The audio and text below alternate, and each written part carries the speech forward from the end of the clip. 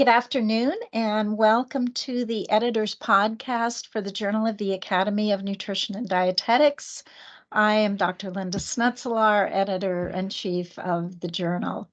This podcast focuses on an article in the journal titled Human Milk, Infant Formula, and Other Milks Fed to Infants and Toddlers in the United States in Haines 2007, 2018. And this particular article was in the September issue of the journal. And with me today, I have Dr. Jillian Trabulsi, who is chair and associate professor in the Department of Health, Behavior, and Nutrition Sciences at the University of Delaware, and also Dr. Jessica Decker, who is a postdoctoral fellow at Children's Hospital of Philadelphia in the Division of Gastroenterology, Hepatology, and Nutrition. And I want to welcome you both today. To enhance the article that you wrote, I want to welcome your thoughts on some questions that are related to infant and toddler feeding. And I will begin with you, Jillian. Your article provides information that I think is very useful as we evaluate infant and toddler feeding. Why did you select this particular topic for your research? Well, I just wanted to start by thanking you for having Jessica and I to speak with you today. It's a pleasure to be here. I have always had an interest in pediatric nutrition. I started my career as a clinical dietitian at the Children's Hospital of Philadelphia. I was there for 6 years. And then from my postdoctoral fellowship onward, my academic research continues to focus on issues in pediatric nutrition. For the first 6 months after birth, infants are fed an exclusively liquid diet. It's a milk diet that consists of either human milk or infant formula or a combination of the two. And because the early diet is really limited to one of these two foods, I think that the nutrient composition of the milk is critically important. We know that human milk is considered the gold standard for infant feeding. It's recommended that infants be exclusively fed for at least the first 6 months. However, not all infants can be exclusively fed human milk. Certainly my clinical experience at Children's Hospital, there were some infants with some very serious medical conditions and human milk was not able to be fed exclusively. So for those infants, donor milk is possible, although that's quite expensive outside of the hospital. And so for infants that cannot be solely fed human milk, infant formula is considered a nutritionally safe feeding alternative. If we return our focus to the healthy infant, we have data from the Centers for Disease Control and Prevention breastfeeding report card that indicate by 3 months of age, about 45% of infants in the US are exclusively fed human milk. So that's wonderful. However, the corollary to that means that about 55% of infants in the US are being fed infant formula, either as a sole source of nutrition or as a supplement to their mother's milk. So that means millions of infants each year in the United States are being fed infant formula. And to me, that makes the focus on the composition of these different types of infant formulas really important and very interesting. So as I said, there's many formulas on the market. So one of the goals as we took upon this research was to understand the different types of formulas that are indeed on the market and that are being fed to infants and the prevalence with which they're being fed. And then in the second year of life, we were interested in a similar question, which is basically what are the types of milks that are being fed to toddlers, and then what's the prevalence with which they are being fed. Yes, an extremely important topic. Jessica, going to you next. When we analyze NHANES data, what are some of the benefits of using that database, and what might some of the drawbacks be? That's a great question, Linda, and thanks again also for having us both here. There's a lot of benefits for using NHANES data. First and foremost, anyone can use it.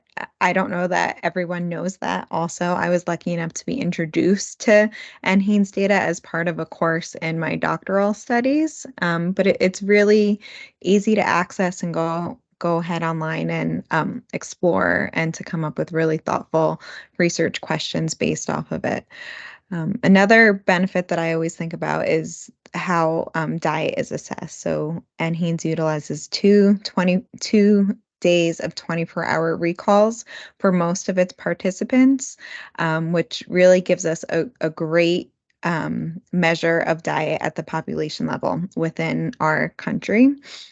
And again, in addition to that, so it allows us to have data at the national level to be representative of the US population as a whole, which really gives us lots of great data to use and to look at and to use to identify additional research needs as well.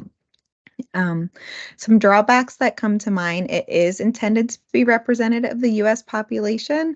However, it's not entirely representative of younger populations like infants and toddlers. So we had a really wide year span that we included our analysis, and it still did not include quite as many infants as are definitely here in the United States across that time frame. It's easily accessible, but there's certainly a learning curve to using the data. However, there are great resources on the NHANES websites. There's modules that if you take the time to go through them, it can really, they're very resourceful and it can really get you up to speed with being able to utilize that data. And then lastly, it is cross-sectional, so we can get a sense of like national trends, but not individual level trends by utilizing this data. Thank you. Very important points. And certainly we have a lot of articles in our journal using NHANES data. So Jillian, if I were a mother looking at human milk, infant formula, and other milks, what guide should I use to select the appropriate option for my infant or toddler? That's a good question. So certainly, and especially in the first year of life, human milk is considered the gold standard for infant feeding. And again, if you're not able to feed your infant human milk, or if you don't have enough volume, infant formula is considered the next nutritionally suitable feeding alternative, either as a sole source of nutrition or to supplement human milk. We know that not all infant formulas are alike in composition. They differ in the macronutrient composition. So one of the ways in which they differ is in the type of protein that the formula is made from, and then the form of the protein. So by type of protein, I mean, is the protein source a cow's milk protein? Is it a soy protein? That is the type. And then we need to think about the form of protein. And what I mean by that is it in an intact protein or has it been hydrolyzed? And if it's been hydrolyzed, that means it's broken down into smaller peptides and free amino acids. There's not a best type of infant formula, right? The goal is to find the formula that is suitable for the infant's health status and well tolerated. And so by health status, I mean, are there any allergies to certain types of proteins? Are there any issues with carbohydrate absorption and digestion? Any issues with fat digestion and absorption? Are there any medical issues to consider? So all of that needs to be taken into account as you think about infant formulas and the type that could be fed to the infant. For toddlers, as we think about milks, again, health status needs to be considered. So for a typically developing healthy child that has appropriate growth, follow-on milks are not necessarily needed if the infant has a healthy and balanced diet with a variety of foods. And it's really recommended that infants be fed plain milk as a suitable milk feeding. Hey, thank you so much. Jessica, delving a little bit deeper into this particular topic, what is toddler's milk and how does it compare to human milk? Yeah, so toddler milks, or sometimes they're referred to as follow-on formulas, as Jillian mentioned also, are formally defined as like an ultra-processed beverage that consists of powdered milk, sweeteners, and vegetable oils. And so in comparison to other milks, like our regular, like plain cow milk, they're often higher in added sugars and sodium, both of which we know from the dietary guidelines that have little to no room in a toddler's diet. Um, they're also often contain less protein than like a cup of standard non-sweetened cow milk. Um, they're not appropriate for infants younger than 12 months, and as Jillian mentioned, they're not necessary or even really recommended to meet the nutritional needs of most toddlers 12 months and older. Something else that's important to know about toddler milks is while they're marketed similarly to infant formulas, they don't undergo the same review by the FDA as infant formulas do. So they're not held to the same nutritional standards as infant formulas are. But as I mentioned, they are marketed very similarly as infant formulas. So it can be quite confusing going down the infant formula aisle, seeing two very similar looking products right next to each other. And either getting confused, grabbing the wrong one, or thinking, "Oh, my baby needed this infant formula, right? Do they also need this toddler milk product as well?" Which is not necessarily the case. And if I could Thank you. add something to that, there is a difference. So in other countries, they stage infant formulas. So outside of the US, there are some products that are from 0 to 6 months of age, and then from 6 to 12 months of age. Now, from country to country, there's no consistent language that's used, so it is quite confusing. But as Jessica mentioned, sometimes they'll refer to formulas as either a follow-on formula. That's different than a toddler milk. So here in the US, we have typically one infant formula from 0 to 12 months of age. There are some companies, though, that may call something a follow-on formula, and they'll say it's for infants 9 months of age and older. So if the company markets the formula in the infant space, which is 0 to 12 months, so if they say this is a follow-on formula and they put from 9 months onward, the FDA will regulate it as though it's an infant formula. So anything fed to infants less than 12 months of age is still considered an infant formula.